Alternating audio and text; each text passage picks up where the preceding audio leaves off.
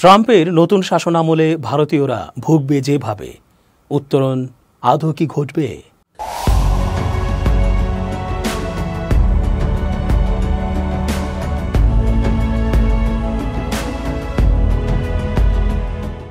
আসসালামু আলাইকুম প্রিয় দর্শক, আশা করছি আল্লাহ পাকের রহমতে ভালো আছেন।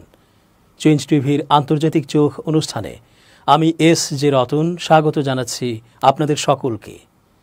ভারত রাষ্ট্রটি ধীরে ধীরে অধঃপতনের দিকে যাচ্ছে। কি আন্তর্জাতিক বাণিজ্য, কি পররাষ্ট্রনীতি, কি দেশীয় উন্নয়ন, কি ধর্মীয় সম্প্রীতি, কি প্রতিবেশীদের সাথে সম্পর্ক, সব দিক থেকেই। বিশেষ করে মোদি যে হিন্দুত্ববাদী গোঁড়াপন্থী মৌলবাদী আচরণ দিয়ে এবং তার বাস্তবায়ন দিয়ে রাষ্ট্র চালাচ্ছে, তাতে করে খুব নিকট সময়েই সে দেশের মানুষদের ভোগান্তি আরও বাড়বেই বলা যায়। এর ওপর আমেরিকার সাথে সম্পর্ক ধীরে ধীরে শীতল হতে শুরু করেছে। এবার ক্ষমতার নতুন পালাবদলে আসীন ট্রাম্পের সাথে নানা কারণে ভারতের সম্পর্ক সুবিধার না, ফলে শীঘ্রই ভারতীয়দের ভোগান্তির চরম পর্যায়ে দেখবে বিশ্ব। অবশ্য এ থেকে উত্তরণের পথ খোঁজারও পানিতে ডুবে খাবি খাওয়ার মতো চেষ্টা চালাবে ভারতীয় প্রশাসন। আমেরিকায় ডোনাল্ড ট্রাম্পের প্রত্যাবর্তনের ফলে মার্কিন মুলুকে আবারও জোর বিতর্ক শুরু হয়েছে H-1B ভিসা নিয়ে, যার ফলে এরই মধ্যে দেশটিতে কর্মরত ভারতীয়দের কপালে পড়েছে চিন্তার ভাঁজ। বিভিন্ন সংবাদ মাধ্যমে প্রকাশিত প্রতিবেদন অনুসারে ইলন মাস্ক যতই যুক্তরাষ্ট্রে দক্ষ বিদেশিদের চাকরি দেওয়ার পক্ষে সওয়াল করুন না কেন, ডোনাল্ড ট্রাম্প একবার প্রেসিডেন্ট পদে ফিরলেই ভিসা নীতি আরও কঠোর করা হবে বলে মনে করা হচ্ছে। কারণ যারা তাকে ভোটে জিতিয়ে ফের একবার সর্বোচ্চ প্রশাসনিক পদে বসিয়েছেন, সেই আম মার্কিন ভোটারদের একটা বড় অংশই মনে করেন ভারতীয় সহ অন্যান্য বিদেশিরা তাদের কাজের সুযোগ কেড়ে নিচ্ছেন। যার ফলস্বরূপ ট্রাম্প যখনই কোনো উঁচু পদে কোনো ভারতীয়কে নিযুক্ত করার কথা ঘোষণা করেছেন, তা নিয়ে দেশ জুড়ে বিতর্ক শুরু হয়েছে। এই প্রেক্ষাপটে সংশ্লিষ্ট মহলের একাংশ মনে করছে H-1B ভিসা দেওয়ার ক্ষেত্রে নীতি কঠোর করাটা এখন শুধুই সময়ের অপেক্ষা।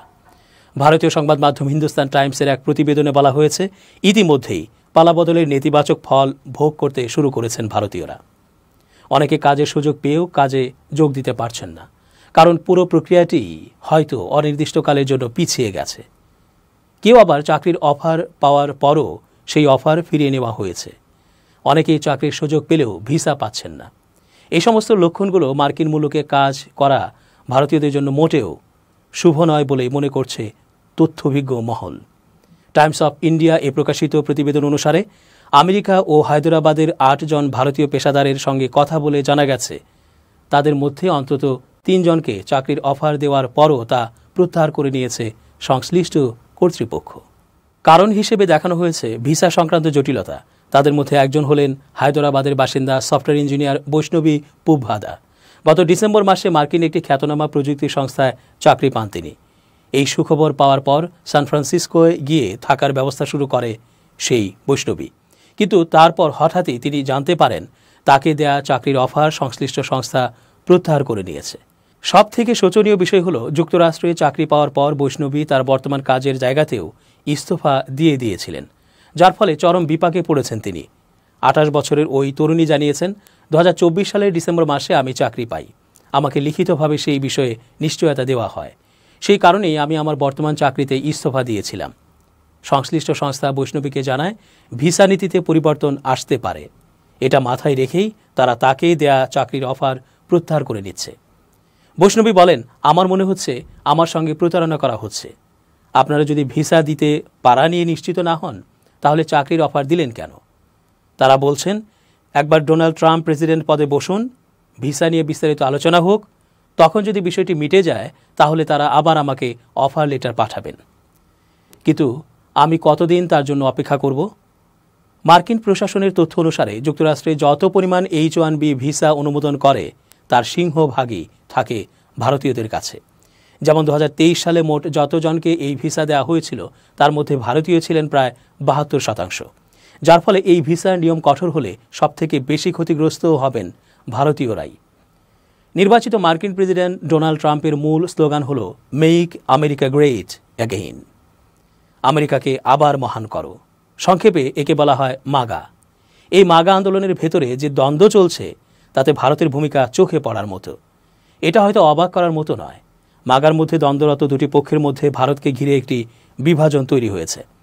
একদিকে রয়েছে তারা যারা মনে করে আমেরিকাকে মহান করতে হলে বিশ্বের সঙ্গে সম্পর্ক কমাতে হবে, কর কমাতে হবে এবং ব্যবসার জন্য শিথিল নিয়মকানুন চালু করতে হবে।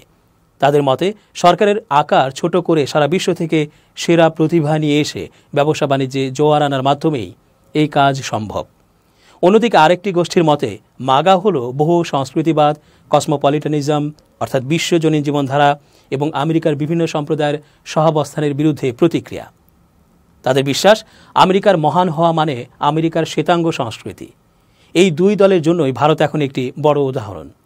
ভারতীয়দের অনেকেই একটি আদর্শ সংখ্যালঘু হিসেবে পরিচিত। যুক্তরাষ্ট্রে বসবাসকারী ভারতীয়দের ৭২% বিশ্ববিদ্যালয় থেকে স্নাতক। ভারতীয় অভিবাসীরা সাধারণত অভিবাসী গোষ্ঠীর মধ্যে সর্বোচ্চ আয় করেন। গত ২৫ বছরে সিলিকন ভ্যালির ২৫% স্টার্টআপ ভারতীয় বা ভারতীয় আমেরিকানদের নেতৃত্বে তৈরি হয়েছে। এমনকি গুগল, মাইক্রোসফট, অ্যাডোবি ও আইবিএমের মতো বড় বড় প্রযুক্তি কোম্পানির নেতৃত্বেও রয়েছেন ভারতীয়রা। বিষয়টি থেকে বোঝা যায় যে কেন অর্থনীতি কেন্দ্রিক মাগা গোষ্ঠী ট্রাম্পের প্রশাসনে গুরুত্বপূর্ণ পদে বেশ কিছু ভারতীয় আমেরিকানকে মনোনীত করে এবং তারা খুশি হয়।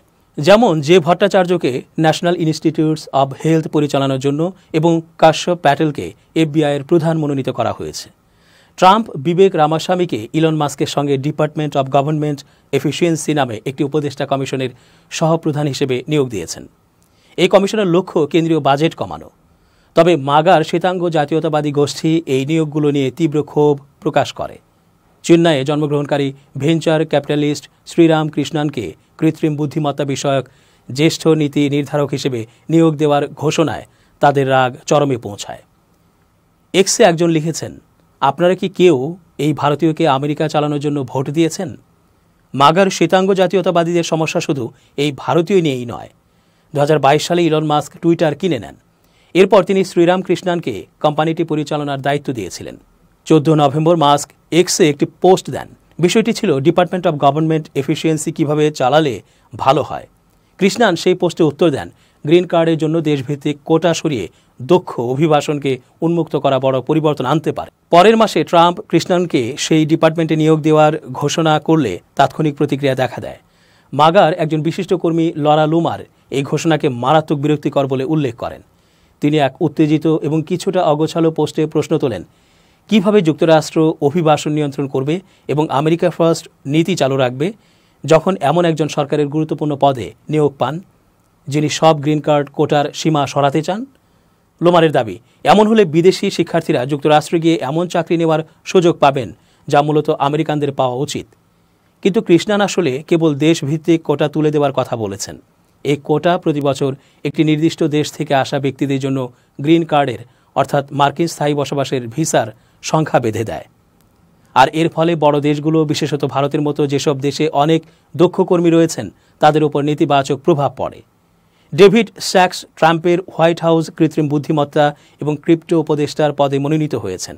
তিনি বলেন, বর্তমানে প্রতিটি দেশকে সমান সংখ্যক গ্রিন কার্ড বরাদ্দ দেওয়া হয়, তা সেসব যতই যোগ্য প্রার্থী থাকুক না কেন। ফলে ভারতের অনেক আবেদনকারীদের ১১ বছরের বেশি অপেক্ষায় থাকতে হয়, অথচ অনেক দেশের আবেদনকারীদের কোনো অপেক্ষাই করতে হয় না। বাস্তবে উচ্চ দক্ষতা সম্পন্ন কর্মীদের জন্য যে H-1B ভিসা দেয়া হয় তার বিশাল সংখ্যাগরিষ্ঠ অংশই ভারতীয়রা ধরে রাখেন। তবে তারা মোট গ্রিন কার্ডের মাত্র ৭% দাবিদার। মাগা আন্দোলনের অর্থনীতিকেন্দ্রিক গোষ্ঠী চায় যুক্তরাষ্ট্রের মহানত্ব বজায় রাখার জন্য বিশ্বের সেরা ও সবচেয়ে মেধাবী ব্যক্তিদের বৈধ অভিবাসনের মাধ্যমে আমেরিকায় নিয়ে আসতে। কিন্তু লোমার এবং তার সমমনা গোষ্ঠীর কাছে অভিবাসন পুরোপুরি একটা সমস্যা। তাদের মতে অভিবাসনের ফলে আমেরিকার খ্রিস্টান এবং ইউরোপীয় জাতীয় চরিত্র হুমকির মুখে পড়ে। ফলে বিদেশিরা আমেরিকানদের চাকরি কেড়ে নেয়ার সুযোগ পান। ডানপন্থী বিশ্লেষক অ্যান কোল্টার এবছর সাবেক রিপাবলিকান প্রার্থী বিবেক রামাস্বামীর উদ্দেশ্যে বলেছিলেন, তিনি তার অনেক মতের সঙ্গে একমত হওয়া সত্ত্বেও তাকে ভোট দিতেন না, কারণ তিনি ভারতীয় বংশোদ্ভূত ২ কংগ্রেস সদস্য রো খান্না এবং শ্রী থানেদার সাম্প্রতিক সময়ে একই ধরনের অভিজ্ঞতার মুখোমুখি হয়েছেন। খান্না বলেছিলেন যে কৃষ্ণানের মতো প্রতিভাবানেরা চীনে না গিয়ে যুক্তরাষ্ট্রে আসতে চাইছেন, বিষয়টি উদযাপন করা উচিত। কিন্তু তার এই মন্তব্যের জবাবে এমন মন্তব্য পাওয়া গেছে, তারা এতই ভালো হলে নিজের দেশ ঠিক করলেন না কেন?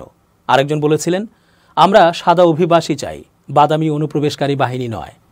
শ্রী থানেদার যখন H-1B ভিসা বিতর্কে ভারতীয় আমেরিকানদের লক্ষ্য করে করা জঘন্য মন্তব্যের নিন্দা করেন, তখন তার প্রতিও বর্ণবাদী আক্রমণ শুরু হয়। এক এক্স ব্যবহারকারী লেখেন, তোমার জন্য মুম্বাইয়ের একমুখী টিকিট কিনে দিতে পারি। আরেকজন মন্তব্য করেন, তুমি একজন বিদেশি, তোমার দেশের লোকজনকে আমার দেশে নিয়ে আসার জন্য পক্ষে প্রচার চালাচ্ছ, যাতে তারা আমার লোকদের সঙ্গে প্রতিযোগিতা করতে পারে। এ কথা সত্যি যে অভিবাসনের বিরোধিতার পেছনে সবসময় বর্ণবাদ একমাত্র কারণ নয়। খান্না এবং থানেদারের প্রতিক্রিয়া থেকে বোঝা যায় অনেক আমেরিকান চাকরির প্রতিযোগিতা বৃদ্ধি নিয়ে উদ্বিগ্ন, বিশেষত এমন সময়ে যখন কৃত্রিম বুদ্ধিমত্তা বিভিন্ন শিল্পক্ষেত্রে দ্রুত কর্মী ছাঁটাইয়ের হুমকি তৈরি করছে।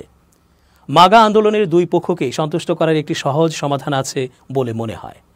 ভারতীয় কর্মীদের আমদানি করার পরিবর্তে যুক্তরাষ্ট্র তাদের উদ্ভাবন ভারতের কাছেই আউটসোর্স করতে পারে।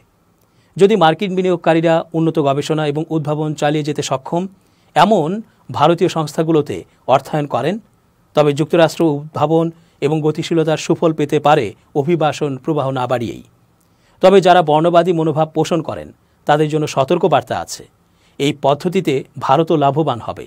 এর অর্থ হলো মাগাকে একটু বাড়িয়ে তখন make America and India great again করতে হবে। দর্শক, আজকের মতো শেষ করছি এখানেই। ধন্যবাদ। changeTV.press, এক ফোঁটা হলুদ নেই।